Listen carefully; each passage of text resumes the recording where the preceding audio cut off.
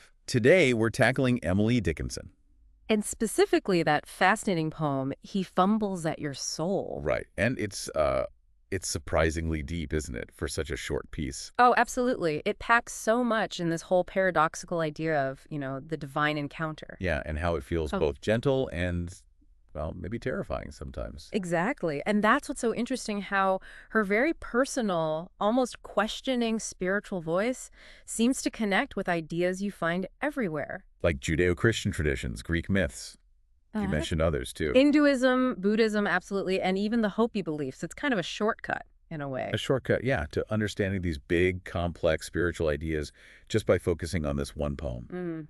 So our mission, let's call it, for this deep dive is really to unpack those central metaphors Dickinson uses. And see how they resonate, how they map onto these different traditions, these kind of universal themes of divine transformation. And just so you know, our exploration today, it's grounded in our own close reading and analysis of the poem itself. Right. So should we jump right in, that opening line? Let's do it. He fumbles at your soul. Straight in. Yeah, fumbles. What does that word, what image does that conjure up for you right off the bat? It's such a curious choice, isn't it? Fumbles.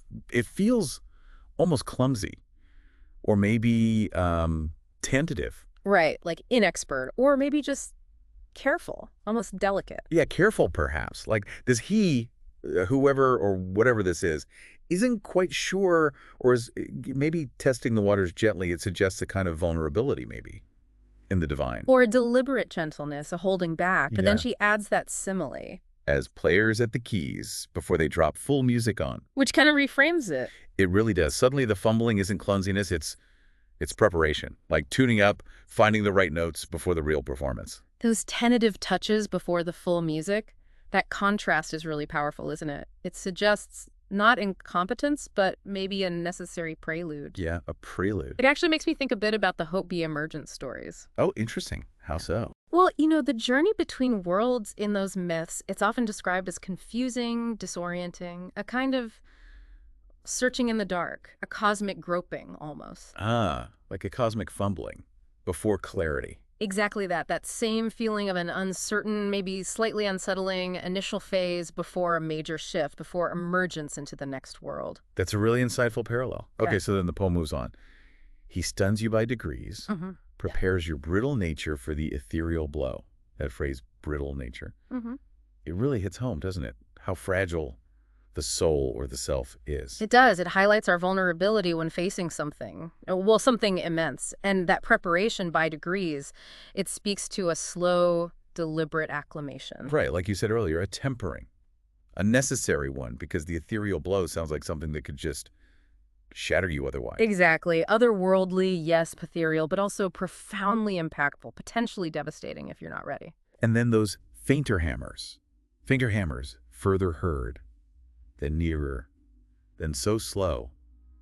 The imagery there is from, well, it's pretty ambiguous. Lots you could read into it. It really is, and that's classic Dickinson, isn't it? So many layers packed in. What do you take from fainter hammers? Well, it could easily tie back to the music metaphor, right? Like little practice taps on a piano getting louder. Or maybe a blacksmith, slowly, carefully shaping something precious, forging the soul, perhaps, getting it ready. Or even distant thunder, that low rumble that tells you a storm is coming.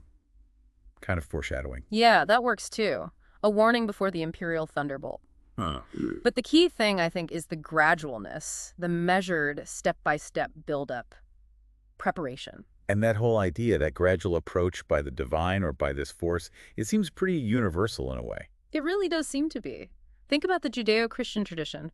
Moses wanting to see God's glory in Exodus. Right, and God basically says you can't handle the full intensity. Yeah, pretty much. No one sees my face and lives. So God shields him, protects him, covers him in the cleft of the rock as the glory passes. It's a divine act of accommodation to human fragility. A tempering. Just like the hammers maybe represent. Exactly. Or think about Hinduism, the concept of darshan, the act of seeing the divine. There's often a whole process of preparing yourself spiritually, ritually, to be in that presence. Getting ready to receive it properly. And even in the Hopi emergence myth, those huge, dramatic, world-ending, world-creating events, fire, flood, ice, wind. Those could be seen as massive hammers too, couldn't they? Reshaping humanity, preparing them for the next stage. On a much grander, more cataclysmic scale, yes, absolutely. Preparing them for a new reality, a new world. Okay, so after all this careful, gradual preparation, the fumbling, the hammers, the poem just pivots. The tone shifts dramatically. Oh, yeah, completely. Deals one imperial thunderbolt that scalps your naked soul. Wow, that's intense. It's incredibly stark. Violent, even. Scalps. It is. And just before that, swift o'erturns you cannonade of seasoned sound. It's sudden, forceful, like a trumpet blast demanding your absolute, undivided attention. No more fumbling now. No more fumbling. This is it, the direct impact, the imperial thunderbolt. It's overwhelming, decisive, and scalps. It's such a raw, visceral image. Stripped bare, utterly exposed, defense is gone. And that feeling of being just, completely overwhelmed by a direct encounter with divinity, that crops up everywhere in spiritual traditions, doesn't it? It absolutely does. You mentioned Judeo-Christian sources. Think of the prophet Isaiah in the temple, Isaiah chapter 6. His reaction is pure terror and inadequacy, isn't it? Woe is me, I am ruined. Exactly. Utterly undone by the sheer glory and holiness he witnesses. Or consider Job when God finally answers him. From the whirlwind. Not exactly a gentle whisper. Not at all. It's pure power, overwhelming divine might and authority. And in the Bhagavad Gita, when Krishna reveals his full cosmic form to Arjuna. It's terrifying, right? Not primarily comforting. Terrifying and awe-inspiring, yes. Something far beyond human comprehension or capacity, overwhelming Arjuna. And it's not just confined to those traditions either. No, not at all. Think Greek mythology, the story of Semele. Zeus in his true form, the deadly thunderbolts. Right. He tries to approach her more gently, warns her, accommodates her, but she insists on seeing his full divine glory, and, well, it destroys her. It's a stark cautionary tale about facing raw divinity unprepared. Even Thor's hammer in Norse myth. Yeah. Mjolnir. It has that forceful quality. Well, it's a protector, yes, but also a symbol of immense, almost uncontrollable power, a force that can certainly awaken, perhaps forcefully.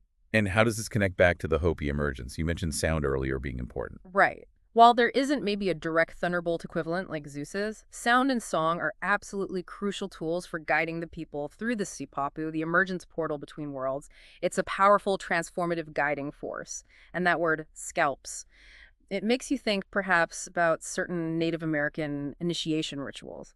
How so? What's the connection there? Where symbolic acts, sometimes involving the removal of hair or other markings, signify the shedding of an old self, an old identity, to be reborn into a new status, a new understanding. Wow, shedding the ego or the old self. That's a really thought-provoking layer. It is. And then, after the shattering climax, this thunderbolt, the poem lands in this incredible, profound quiet. When winds take forests in their paws, the universe is still. That contrast. After the thunderbolt, the cannonade, utter silence. And such a potent image of silence. Wind strong enough to grasp entire forests that emphasizes the scale, the sheer power of the event that just occurred, and then nothing. Stillness. The universe holding its breath almost. Exactly. It suggests completion, maybe? Or a space for integration has opened up, a profound change has happened, and now there's this quiet aftermath. And this image of silence, this stillness after the storm, that echoes in other spiritual contexts, too. Oh, definitely. Back to the book of Job, after God speaks from the whirlwind, there's this palpable sense of awe-filled silence. The universe and Job himself bowing before that immense power. Right. In Buddhist tradition, you have the concept of shunyata, often translated as emptiness. Reaching that understanding often involves a radical dismantling of your usual ways of perceiving things, which can be disorienting. A bit like the thunderbolts effect. Kind of, yes. But it ultimately leads to this profound stillness, this deep calm after the ego's structures are loosened, enlightenment's quiet center. And the Hopi. You mentioned wind and ritual silence earlier. Yes, wind is often seen as a spiritual force, a signifier of change, perhaps heralding the nearing emergence, and sacred silence following a major ritual. That's hugely important, marking transformation, a sacred pause where the change settles in. So it's not just about destruction, the thunderbolt. It actually leads somewhere potentially positive, to peace, maybe, or a new state of being. That seems to be the implication, yes, that the stillness isn't empty, it's full. You could even look at it through a Jungian perspective. Carl Jung, how would that framework apply here? Well, Jung talked about encountering the numinous, that experience of awe, mystery, fascination, and sometimes terror when faced with something wholly other, often linked to the divine or the depths of the collective unconscious. Okay, I follow. That encounter can feel destructive to your everyday sense of self, your ego, perhaps. That's the scalping Dickinson describes. Right. A stripping away. But it's ultimately seen as transformative in Jungian thought. It pushes you towards psychological growth, towards wholeness, what Jung called individuation. The initial fumbling could be seen as the unconscious beginning to make contact. The thunderbolt, the big breakthrough moment. The eruption of powerful archetypal energy, yeah.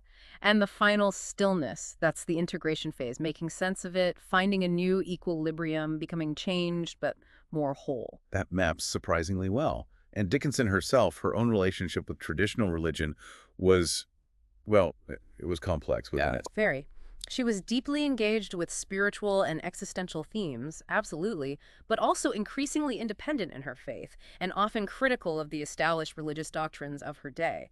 She forged her own path. And this poem really embodies that complexity. The divine figure here isn't simple or comforting or easily defined. Not at all. It's both intimately involved with the soul, fumbles at your soul, and potentially terrifying in its power, capable of both nurturing, preparing, and yet also devastating. It's a profoundly paradoxical portrayal. And it's that very paradox, that tension, that seems to drive the transformative nature of the encounter in the poem, which feels very much aligned with mystical traditions across many different faiths. Precisely.